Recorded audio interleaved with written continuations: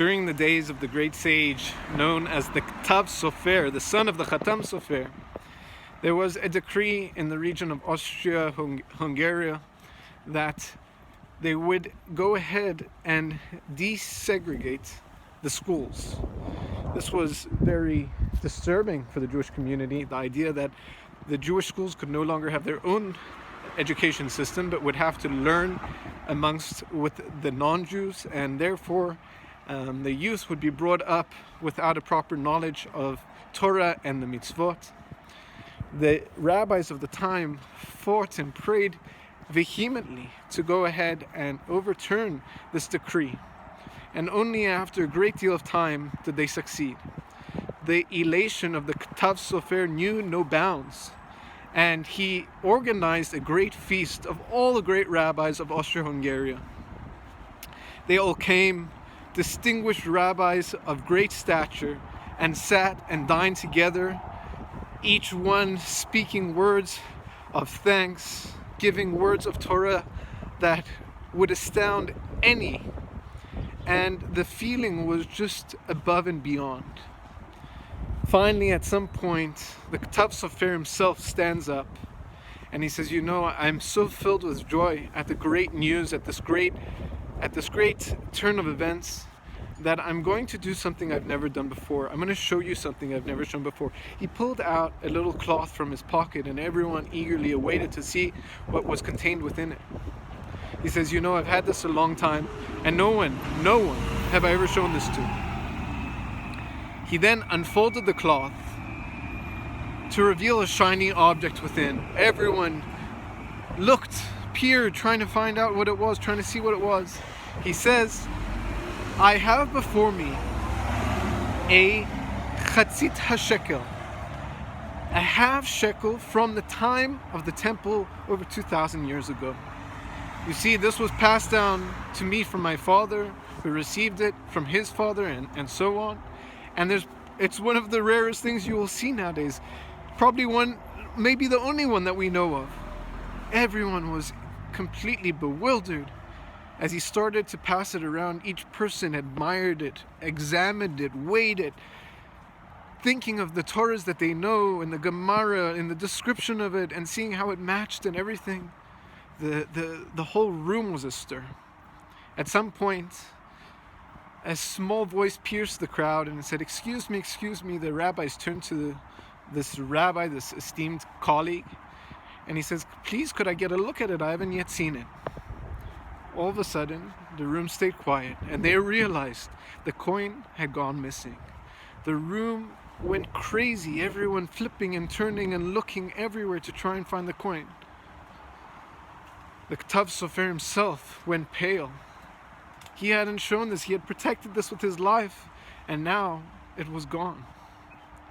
After searching and failing to find for a good 5 minutes, the Ktav Sofer said, listen, Chas v'shalom, God forbid that I would accuse anyone of these holy, honorable sages for doing something, God forbid, like stealing a coin. But what could have happened is, amidst all the excitement, perhaps someone mistook it for their own coin of some sort, or by mistake just happened to put it in their pocket. Therefore, I feel like we have to go ahead and do a search. Each person will empty their pockets and we will hopefully find the coin. Everyone agreed. They saw no other way. But then one rabbi stood up, an older rabbi who had been a dear friend of his father, the Khatam Sofer. He said, I disagree with this plan. I motion that we should instead wait 15 minutes, and God willing, in 15 minutes, if it hasn't shown up, then we should do the search. Out of great respect for this rabbi, the Ktav Sofer agreed. And so they waited 15 minutes, 15 very uncomfortable and uneasy minutes. And after 15 minutes, they still had yet to see the coin turn up. So the Ktav Sofer stood up again and he said, listen, we've waited 15 minutes out of respect for this rabbi, but I see no other way but to go ahead and do the search now. Again, this rabbi stands up and he says, please, I'm begging you, just another 15 minutes. You could imagine the room started being a little bit suspicious. Was he trying to find a way out to go ahead and, low-key present the coin on one of the tables so that he wouldn't have to be caught in the act of stealing it? Either way, the Katav Sofer accepted and said, fine, we'll wait 15 more minutes. But then we have to do the search. After 15 uneasy minutes again, the Katav Sofer says, okay, we've now waited a half an hour. I think we have to do a search. Everyone turned to look at the rabbi to see, did he have the chutzpah, did he have the boldness to go ahead and do it again? Slowly and shakingly, he stood again and he said, please. Tears started flowing from his face. Please, I'm begging you, I'm begging you, I'm begging you. 15 minutes, I swear, if after 15 minutes it still hasn't arose, I will not protest anymore. Katav Sofer hesitated. But again, out of great admiration for the sage who was a dear friend of his father, he said, fine, but that's it, 15 more minutes. Everyone watched the clock as the minutes turned into hours, it seemed. Finally, as they approached the last minute, the sound of running footsteps from outside were heard, and all of a sudden the door flung open, and a waiter shouted, great news, I found it. The whole room was astir. He presented the coin to the Katav Sofer, who examined it and saw that it indeed was his coin. And after quieting down the room, he said to the waiter, please tell us what happened. He says, well, when everyone was examining the coin, I figured this was a great opportunity to go ahead and clear off the tables. So I started taking all the tablecloths off to flap them outside, so that all the garbage would, collect in the trash cans as they should.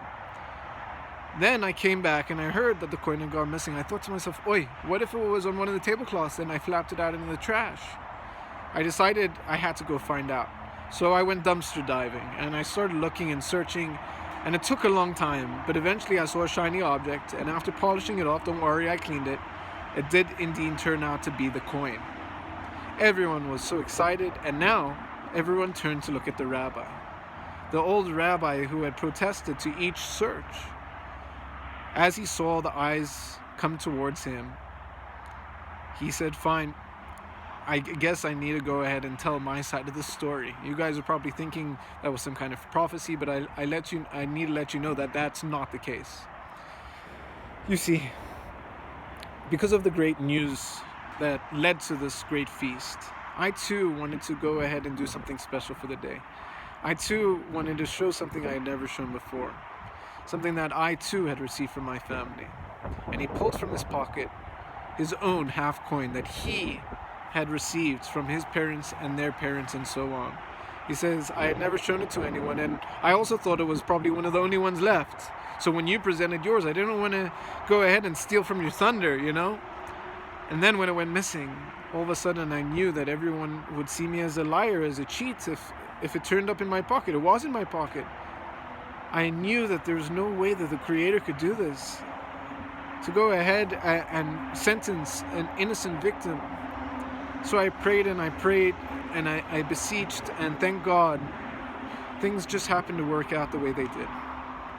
Now the Katav Sofer stood up and he says, my friends, this is a great reminder.